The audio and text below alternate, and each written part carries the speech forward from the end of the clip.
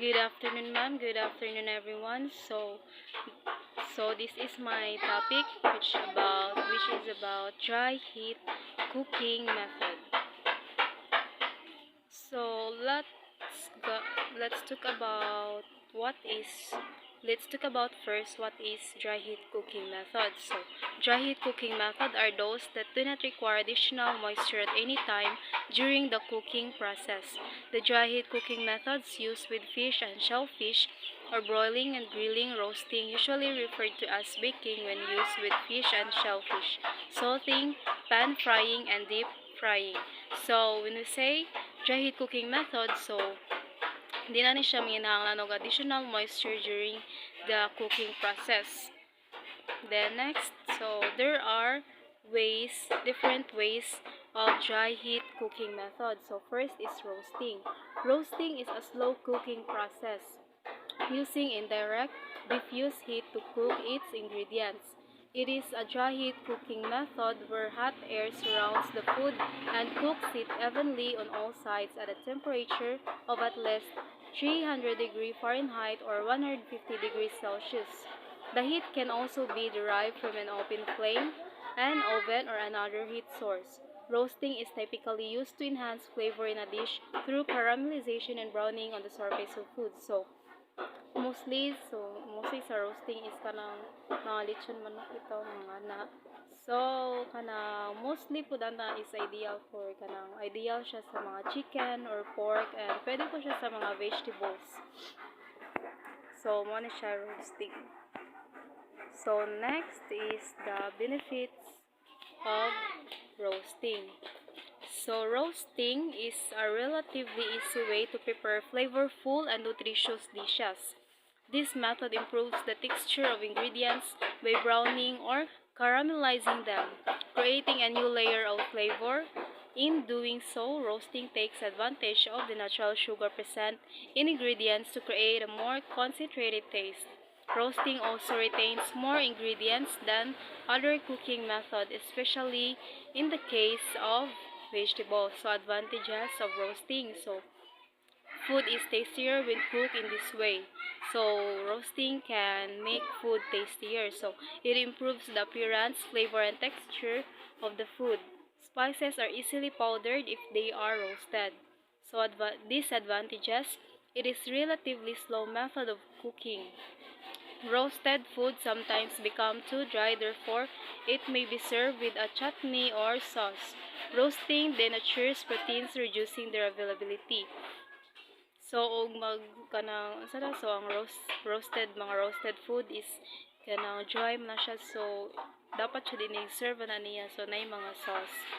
And next is grilling or broiling. So refers to the cooking of food by exposing it to direct heat. In this method, food is placed above or in between a red hot surface. Papads, corn, pulkas, and chicken can be prepared by this method. So muna siya grilling.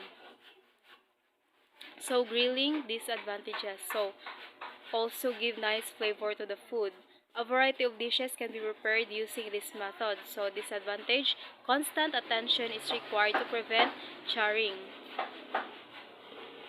So next, toasting. So most of us no kay familiar naman siya ning toasting. So this is a method where food is kept between two heated elements to facilitate browning on sides. So muna siya toasting kanang, for example kanina ang sandwich is kanang gipagahi siya, gi-toast. So advantages, easy and quick method. Flavor improved. So disadvantages, special equipment is required. Careful monitoring is needed to prevent charring. So next is baking. In this method, the food gets cooked in an oven or oven-like appliance by dry heat. The temperature range maintained in an oven is 120 degrees Celsius to 260 degrees Celsius. The oven has to be heated slightly more than required temperature before placing the food in it. Foods prepared by baking are custards, pies, biscuits, pizzas, burns, bread, and cakes. The same principle is used in tender ovens where you get tandoori chicken, tandoori meat, and fish. So, mo na siya baking. So, mostly na jud sa baking is kanang na jud mga bread, cakes, mga na. And then, disadvantages. So, advantages, food cooked using this method adds a variety to the texture in our plate. Baking lends a unique flavor to foods. Foods become light and fluffy, example cakes, custard, bread. Certain food can be prepared only by this method, bread or cakes. Uniform and bulk cooking can be achieved. Variety of dishes can be prepared. 5. Salting. This method involves cooking in just enough of oil to cover the base of the pan, greasing in a pan. The food is toasted occasionally or turned over with a spatula to enable all the pieces to come in contact with the oil and get cooked evenly. Sometimes the pan is covered with lid, reducing the flame and allowing the food to be cooked till tender in its own steam. So, mo na siya salting.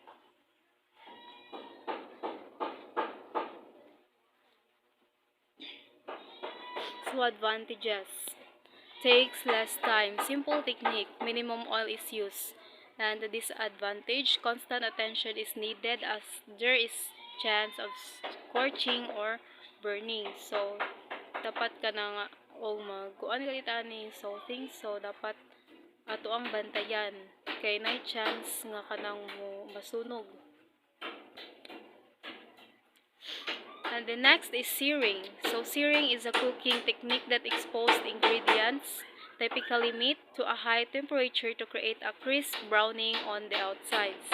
This method enhances the flavor of the dish and is often done in a small amount of oil, butter, or fat.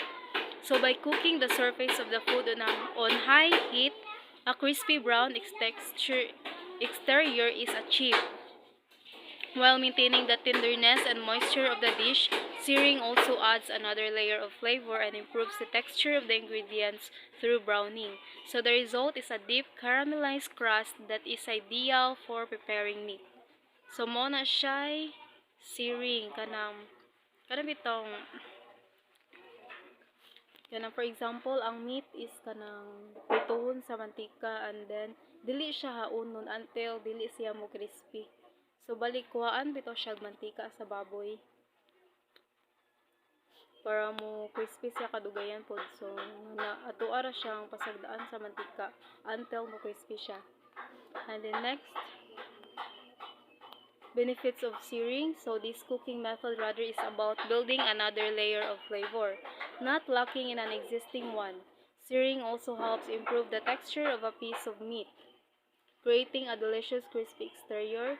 This in turn adds to the depth and complexity of flavors as well as texture. Searing is relatively quick and is a great first step before cooking meat over lower temperature. So that's all and thank you.